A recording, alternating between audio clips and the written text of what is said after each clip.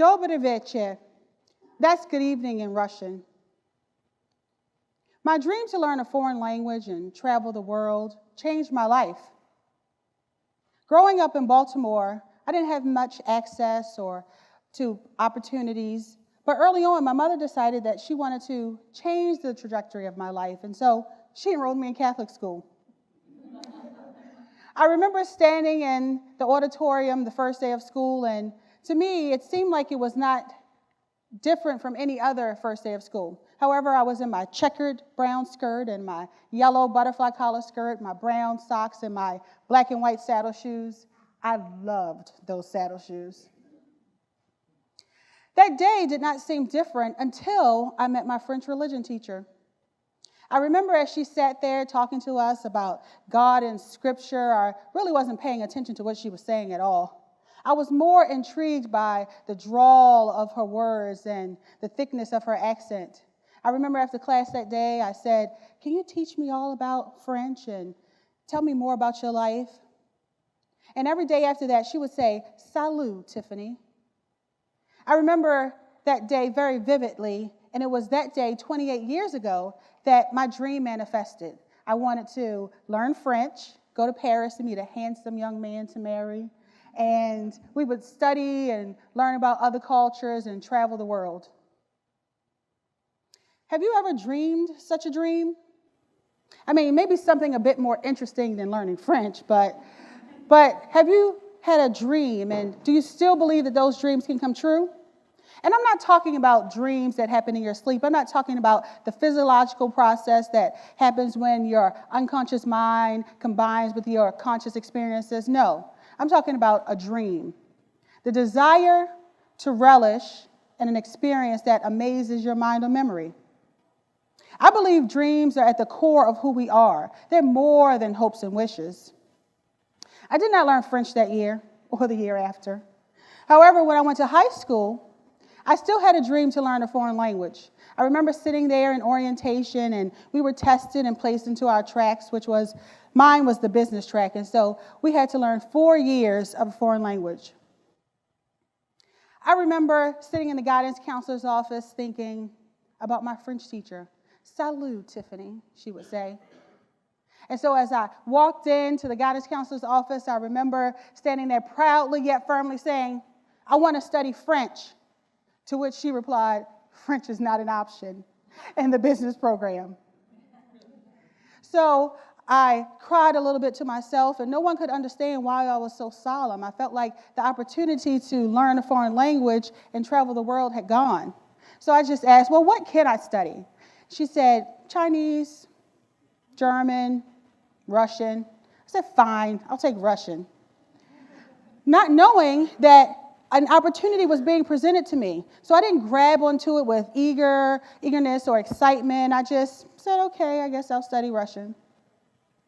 As I reflect on it, something else happened that year. I was studying poetry in my English honors class, and I remember we were studying poems by Emily Dickinson and Langston Hughes. I remember getting that big book, The Complete Poems of Emily Dickinson, and flipping through the pages thinking, there is no way I'm going to be able to read 1,700 poems. However, I flipped past a few pages, and there was a really, really short poem that kind of stood out to me. And it said, "When the dawn comes, I open every door.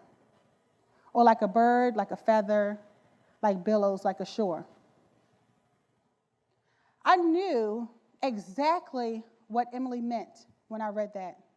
See, up until then, I hated studying Russian. I hated studying Russian. I would pass notes back and forth in class, and I would write them in Russian and backwards so my teacher couldn't read them. I was actually pretty good in Russian, but, I just hated it.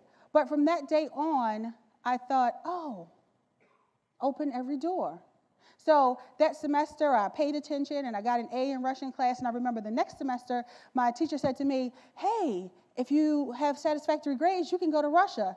And I thought, yes, I'm going to get my chance. I didn't want to go to Russia to marry a Russian gentleman, but I wanted to be inspired and to learn and to possibly write poetry. So I got the information from my teacher. I went home and sat at my grandmother's kitchen table with my mom, and they were in there making banana pudding. And if you don't know what banana pudding is, it is amazing.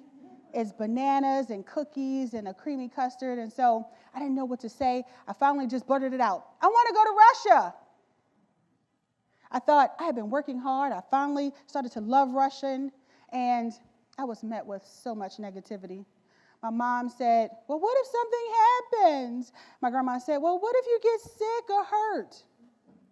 I was crushed. However, a little piece of Russia came to me the following semester. My teacher said, would you like to host a Russian exchange student in your home? And can you believe my mother said yes? And so Karina came to stay with us, and I learned more about the Russian culture than I did just reading from a book. I got my first Matryoshka doll. I ate some pierogi. I mean, it was amazing. And although I wasn't in Russia and I wasn't in France, I felt like I was still relishing in an experience that was amazing my mind and memory. So I graduated high school and went on to college and became a teacher in Baltimore City schools. And working in Baltimore City schools is pretty rough. And I had an experience there that actually changed my life as well. I was assaulted by a first grader. And it's funny that I'm saying that, but yeah, I was assaulted by a first grader, and I ended up in the hospital. And while I was there for those few weeks, I was thinking to myself, oh my goodness, what am I going to do? And my colleague came in, and she brought all of the mail from the teacher's mailbox. And if you've been a teacher, you know how boring it is to read all of that mail. But as I was flipping through the mail and I was reading it, there was one memo that stood out to me. It said, do you want to be Baltimore Kawasaki's next exchange teacher? Would you like to live and work in Japan? And I thought, heck yes, I am getting out of here. So I didn't think twice about it. I mean, I didn't know where I was going to live, how I was going to get to Japan. I didn't know what I was going to do, but I knew I had to go. And so I thought about my mom and her fear, but I wasn't fearful at all. I was more fearful of not grabbing onto that second opportunity, I was not even fearful of not having studied the culture or not being able to speak Japanese at the time. So I just grabbed the opportunity, and I went. And at age 25, I moved to Japan, and it was the best experience of my life. I learned so much about Japanese culture. I learned to roll sushi and play the Japanese oboe, and I learned karate, and I ate shabu-shabu and okonomiyaki and my favorite yakisoba. It was amazing. And guess what? I actually met my husband there. So I didn't meet a French man to marry, but I met my husband there, and we actually have been traveling the world. So it was all a part of my dream, and it actually came true, just in a different way.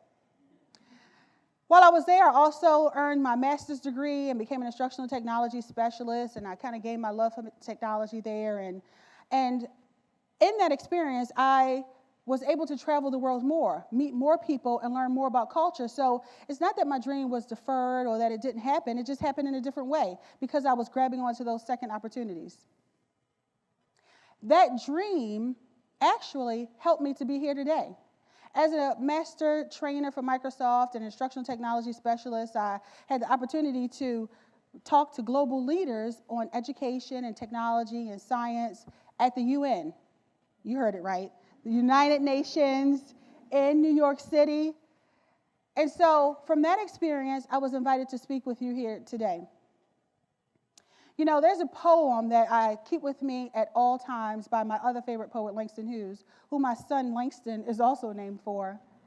And it goes, hold on to dreams, for if dreams die, life is a broken-winged bird that cannot fly. Domo arigatou gozaimashita. Thank you very much.